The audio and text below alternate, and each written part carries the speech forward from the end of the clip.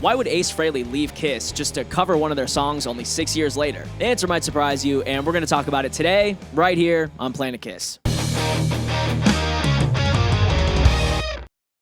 So with this insane summer heat upon us right now, I'm finding myself revisiting albums like Crazy Nights or Hot in the Shade. Those are just kind of two records that give me a summer vibe along with other hair bands and music that I grew up on. Which brings me to a little song called Hide Your Heart, track 3 from 1989's Hot in the Shade. Hide Your Heart is a dramatic, story-driven piece, which is kind of unusual for Kiss given the boasting cock rock that we're normally all blessed with. It's about a girl and a guy, and one of the guys goes after the girl, and another one of them like gets shot, or maybe it's the same guy. I don't even know. Honestly, even trying to explain it out loud sounds pretty cringy and boring to me, but that's alright because that's not the point of today's video. I think it's an okay tune. It's not outstanding, but it's probably one of the best given the rest of the material on the record. I just always thought it was weird how Ace seemingly covered a Kiss song right after Kiss put it out. Or so I thought. So yeah, recently this dawned on me, so I decided to try and do some research to see if Ace maybe brought this up in any interviews back in like 88 or 89. Perhaps after some time away from the band, maybe he decided to cover one of their songs as a nod to his roots. Could this have been the very start to the 1996 reunion? Maybe in some sort of weird, indirect way, but the real answer actually goes much deeper. Paul Stanley actually wrote this song around this time with two Songwriters Hall of Famers, Desmond Child, who we all know from writing the band's biggest hit, as well as Holly Knight. However, for one reason or another, the song was rejected and didn't end up making it onto that album. Was the song just too edgy for the synth-heavy sound that they were trying to fit in with at this time? Or maybe it just wasn't quite fully baked yet, so they just scrapped it, left it behind? Whatever it was, Paul must have had some sort of love for it at the time, because even though it didn't find a home in the studio yet, it was still one of his staples in his live set for his solo tour that he was embarking on around this time as well. We're gonna do a song now that hasn't been on any record. This could turn up on the next Kiss one. Hide your heart, hold on tight. Say your prayers, cause there's trouble tonight. When pride and love battle with desire. Hide your heart, cause you're playing with fire.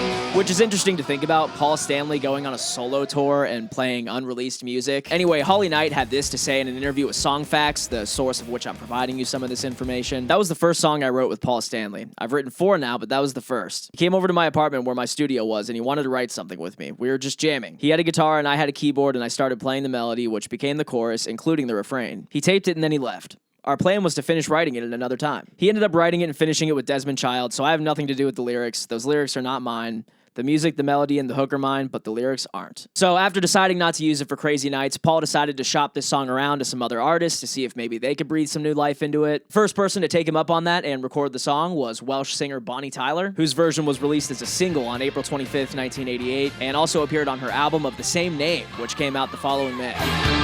Johnny saw her riding on the streetcar named Desire. His fate was sealed. So she must have liked this song so much that she literally decided to name her whole album after it. But anyway, so that was that for 88. Now let's fast forward a whole year to 1989, August 30th to be exact, when a little rock band called Molly Hatchet dropped their latest album, Lightning Strikes Twice, featuring none other than Hide Your Heart, a Bonnie Tyler cover.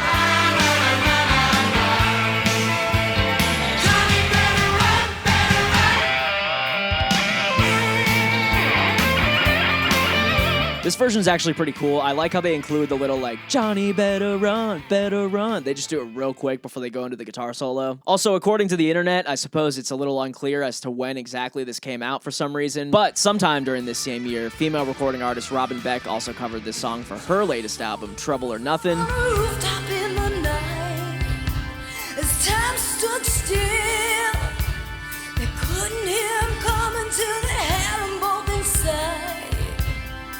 You could feel the chill. Adding yet another take on a song that I don't really think quite needs this many versions of, but either way, it's still pretty interesting. And while I think there are even more versions of this song out there, I'm not entirely sure. For the sake of this video, our last but definitely not least version of this song was recorded by none other than our ex-spaceman himself, Ace Frehley.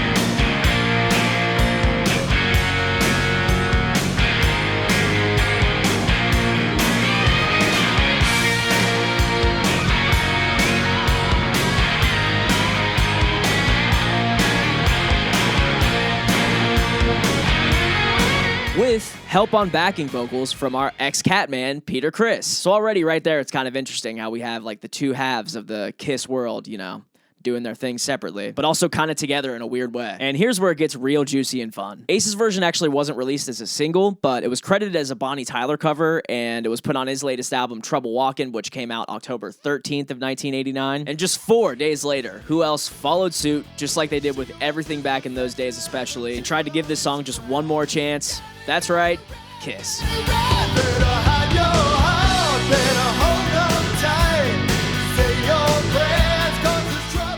So now let's go back to Kiss for a second. In July and August of 1989, the band was recording what would become Hot in the Shade, which the term recording is actually kind of a fancy way of putting it. The record was actually comprised of a bunch of polished up demos that they just kind of completed in order to save money on real recording. But in any case, with the timeline of all these versions of these songs being released, I can't help but wonder if Kiss already coincidentally planned on bringing this song back, or if they, mainly Paul, saw a bunch of other people giving this song attention and decided that he wanted to reclaim it for himself. The latter does seem like a very Kiss move, especially at this time when they were grasping at straws to stay relevant. I also wonder if Ace somehow heard through the grapevine that this song had something to do with Desmond Child, Holly Knight, and his ex-bandmate Paul Stanley, or if he just simply thought that it was a good Bonnie Tyler song and decided to cover it. Many questions of which I do not know the answers to, and more concrete information may be hidden deep in the nooks and crannies of the internet, but for right now, we're just gonna go ahead and call it a happy Kiss coincidence with a K. And now, much like Paul, I'm gonna toss the microphone over to you. Do you actually dig it, or do you think it's just kind of a mediocre jam that was forced upon us from all different angles of the music industry? Also, what's your preferred version? I would obviously hope that you say Kisses or at least Ace's. For me, obviously, that's neck and neck, but I do kind of like the rawness of Ace's version a little bit more. But of course, I'm biased towards anything that Ace did back in the day, so that's just me. But again, just so many questions, whether answered or unanswered, and I figured this would just be a fun thing for people to discuss in the comments. So let me know what you think of this whole thing below. Hit the links in my description if you want to listen to or purchase the background music that I make and use for these videos, and you can also buy a Planet Kiss sticker if you'd like. You could also visit my eBay to check out some things that I'm trying to part ways with here in my Kiss Corner. And of course, you can follow the Planet Kiss Instagram for more Kiss fun. Thank you guys as always for watching. I love you guys. I will see you guys next week. For Ace Frehley,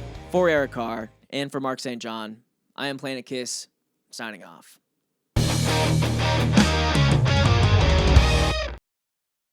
Which brings me to a little song called Hide Your Heart, track 3 from 1989's Hot in the Shade.